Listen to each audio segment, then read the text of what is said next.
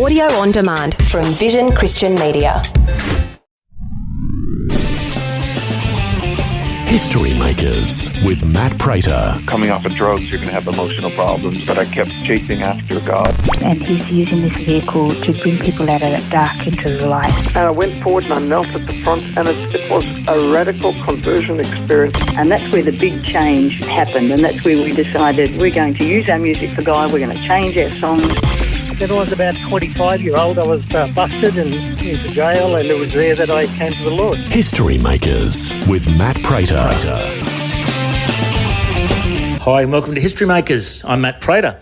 Today we're chatting with Pastor Rick Warren. He's an author, speaker, church planter, and his book, The Purpose-Driven Life, changed my life many years ago. So I'm very honoured to catch up with him today. We're going to hear a bit of Rick's story. So Rick, tell us a bit of your background. Where were you born and raised? Well, first I want to say hello to everybody down under. I'm glad to be back in Australia. I love this country. I've been here many, many times. I've been in all of the major cities. The only two I haven't been in Alice Springs or Darwin. So I need an invitation. If you're out there, invite me to Alice Springs and Darwin. I've been everywhere else, and I love coming back actually this week to Brisbane. Mm-hmm. I'm a fourth generation pastor. Mm-hmm. My daughter married a pastor. My wife married a pastor. My sister married a pastor. My mother married a pastor. My grandmother married a pastor. And I have aunts and uncles all through many years of ministry. My great-great-grandfather was led to Christ by Charles Spurgeon, a famous preacher in London, England, back in the 1860s. And my grandfather went to Spurgeon's College, and he was sent to America to plant churches. He arrived right in the middle of the Civil War. So he joined the Northern Army to fight slavery as a chaplain. And then when the war was over, he planted churches all over the Midwest of the United States. I gave my life to Christ when I was 16 years old. There was a great movement on the West Coast in the 70s called the Jesus Movement. And I was a part of that. In Southern California, it started at a place called Calvary Chapel, which is very famous. But one of the places it started in Northern California was in my high school. And I got on fire for the Lord, led about 40, 50 of my friends to Christ, and they led about 500 kids to Christ. And the whole school was turned upside down. And so that we, for instance, in my senior year, they canceled the senior play and did a Christian musical instead. We gave a Bible to every kid on campus. We started a Christian club that became the leading club. And that got national attention during the Jesus movement. It was covered by a lot of national media. And I started getting invited to speak as a teenager. And so I was ordained to preach when I was 16 years old, and immediately hired by the Baptist Convention of California to do youth evangelism up and down the West Coast. In the next 4 years, I did 120 harvest crusades before I was 20 years old. And I was a long-haired hippie with John Lennon wire-rimmed glasses, wearing a leather fringe thing and preaching up a storm. And that's how Billy Graham heard about me.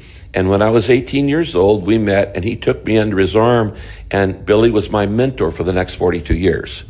So I got to be a part of all of the Lausannes and the Amsterdam conferences and the training and things like that. While I was in college, I actually moved to Nagasaki, Japan, and helped plant a church. Mm-hmm. When I was in my, I think it was 19 at the time. No, I was 20. And then after that, I came back and I worked in inner city Los Angeles, in a city that was about 68% Hispanic gangs. And I was trying to reach these kids for Christ. Mm-hmm.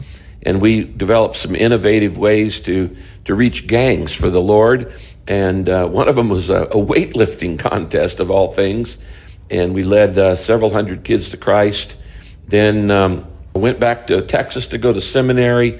And then God called me to plant another church. Saddleback was actually my third church plant. Mm-hmm. I grew up in a little village in Northern California, up in the Redwoods. 500 people in this little tiny town called Redwood Valley.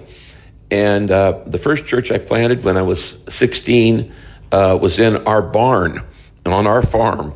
And I got some old chairs from a theater that had closed, put them up in the barn, and grew that church to a whopping 19 members. And that was the first church. The second church was in Nagasaki. And then in 1980, we moved 1,600 miles from Texas to Southern California to start a church. When we got there, we were very poor, and we rented a U-Haul truck and had a 4-month-old baby, Kay and I, and 4 o'clock in the afternoon, we pulled in the real estate office. It was in the middle of rush hour traffic in this giant metropolitan area called Los Angeles. And there was one realtor, an agent in this real estate office, and I walked in and I said this, "Hi, my name is Rick Warren. I'm 25 years old. I'm here to start a new church. I don't have any members, I don't have any building, and I don't have any money, and I need a place to live." And he, just like you, started laughing. And he said, "Well, let's see what we can do." So he got us in a car, and he took us to the first little condo, and make a long story short, he got us the first month rent-free and nothing down. Wow. He called the owner, he says, "I don't know, I just hit it off with this kid. I trust him. I think he's going to be legitimate."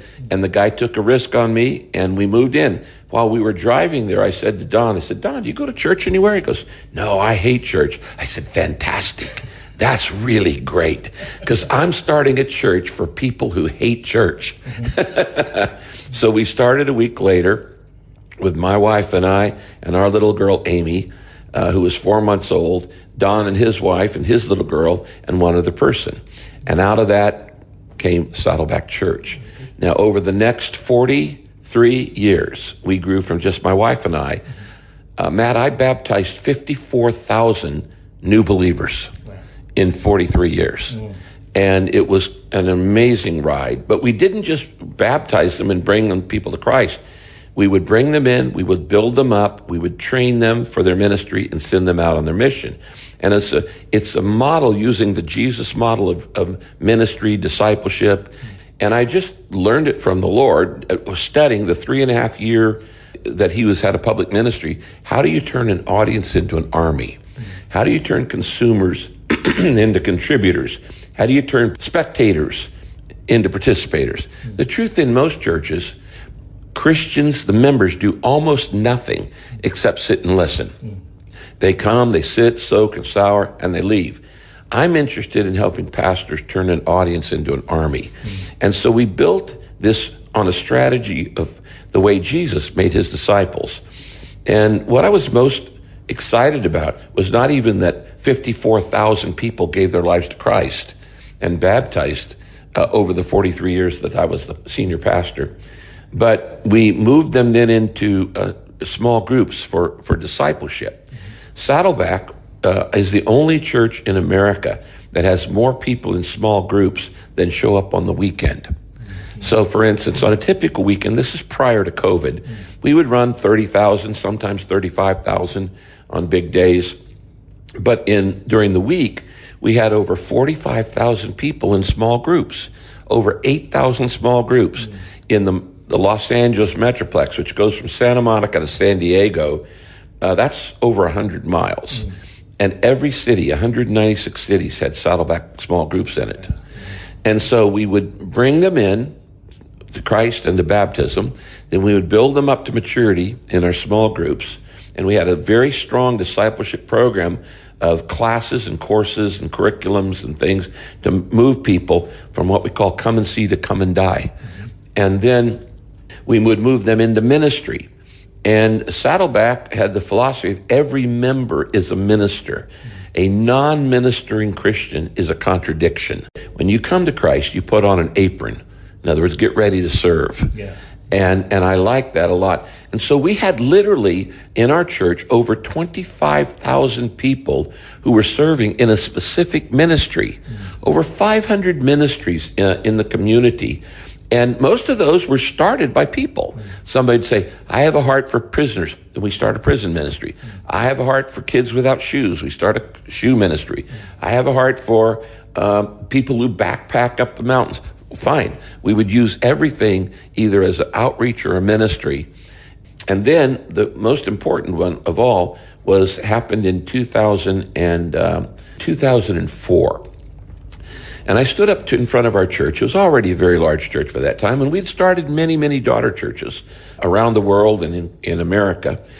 But I said, the Bible says, go make disciples of every nation. Has any local church ever actually done that?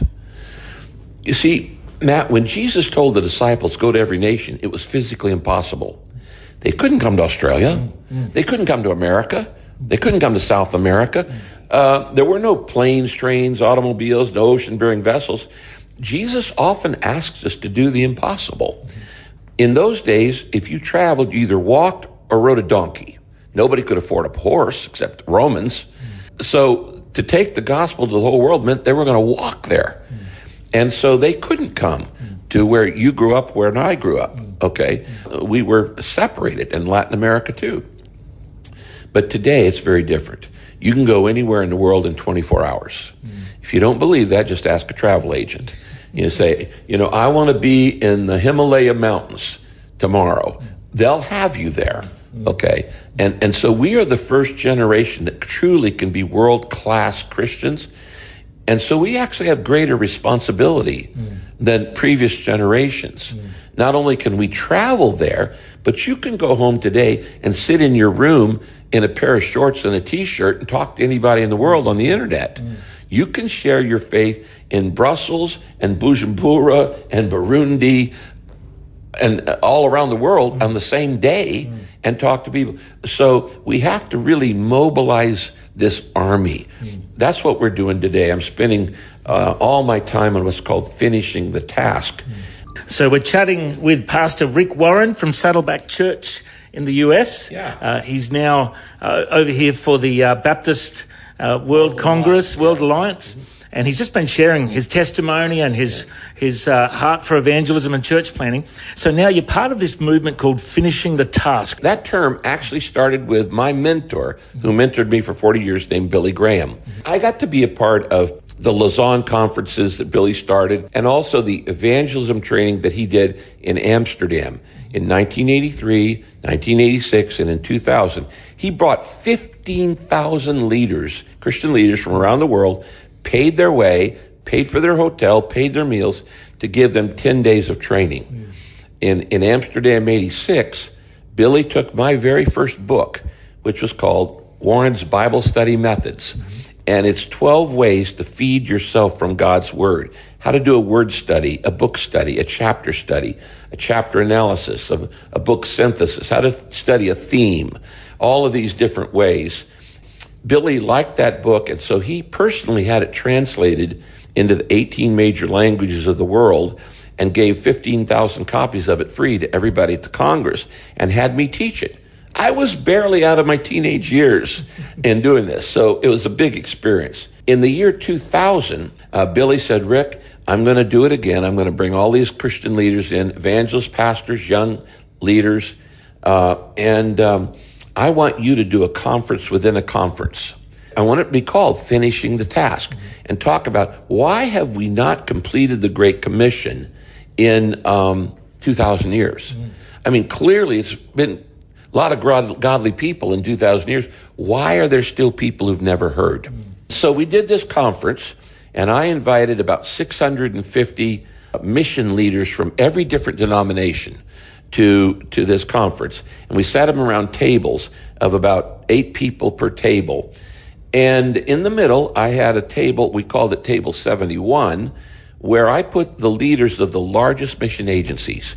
There was Lauren Cunningham, founder of Youth with a Mission. There was Steve Douglas, president of the Campus Crusade for Christ. Jerry Rankin, head of the International Mission Board, the largest mission agency. Wycliffe Bible Translators, United Bible Societies. These are what I call the gospel guerrillas. They're the biggest agencies in the world trying to complete the Great Commission. At the end of that conference, that particular table said, let's keep meeting. And so we just kept the name called Table 71. And for the next 23 years, from 2000 to 2023, that group met twice a year to talk about and strategize how do we complete the Great Commission. In the later years, once a year we would do it at Saddleback, and then once a year we'd do it either like Kona, Hawaii, where YWAM is headquartered, or Orlando, Florida, where Wycliffe Bible Translators, Campus Crusade is, and others. For the first 6 or 7 years, we didn't get anything done. Because the truth is, and I will say this to everybody who's listening, Christians don't really know how to collaborate. Okay, now there's a difference between networking and cooperating and collaborating. Christians are pretty good at networking. In other words, we'll get together from, Pentecostals and Baptists and Lutherans and Methodists and all different kinds of group, Calvary Chapel, Vineyards, all of the different kinds of Christians that are out there. And we'll share ideas. You share me your ideas and I'll share my ideas. And we learn from each other. That's networking. Cooperating is when we agree on an event. We're all going to work on a Billy Graham crusade, and everybody works. But as soon as the event's over, that's it. Collaboration means we're actually sharing responsibility, and we sit around a room and we say, who's going to take that mountain? Who's going to reach that people group? If you're doing that, we'll do this one. And we collaborate together. We're not really good at it, but we need to learn, because the only way we'll ever complete the Great Commission is every Christian has to be involved. Yeah. Okay. There's a proverb in Africa that says, one drop of rain can't make any difference, but 1,000,000 drops of rain can turn a desert into a garden. My church alone can't do a lot. Your church alone can't do a lot, but 1,000,000 churches. The way we're going to complete the Great Commission is when we learn to collaborate. And that's where we start coming up with the idea that we call Great Commission allies. Great Commission allies is a collaboration of literally every part of the body of Christ. And who is ever listening right now, you can be a Great Commission ally. Now, it's not an organization. It's the connection between all the organizations. Okay, it's not an organization. It's not a denomination. It's not a congregation. Great Commission allies is the connection between all of those. We don't need any more denominations. We don't need any more organizations. They're all doing good. But our model is World War II. World War II was not won by any one nation. It was won by the Allies. And the Australians fought under the Australian flag. And the French fought under the French flag. And the Canadians fought under the Canadian flags. And the Nigerian fought under the Nigerian flag. And somehow, even though we kept our identity and our logo and our organization, we worked together, we collaborated to defeat the enemy, to defeat evil. That's what we need to do to complete the Great Commission. If you'd like to hear this conversation again, listen online anytime at historymakersradio.com. There you'll also find links to all of our social media channels, and you can subscribe to our iTunes podcast. History Makers is a faith-based ministry, and we want to thank everyone for their generous support. If you've got a suggestion of anyone we should interview, send us an email, info@historymakersradio.com. God bless. I'm Matt Prater, and my challenge to you now is to go and make history.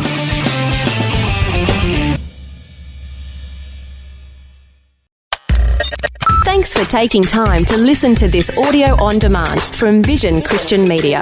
To find out more about us, go to vision.org.au.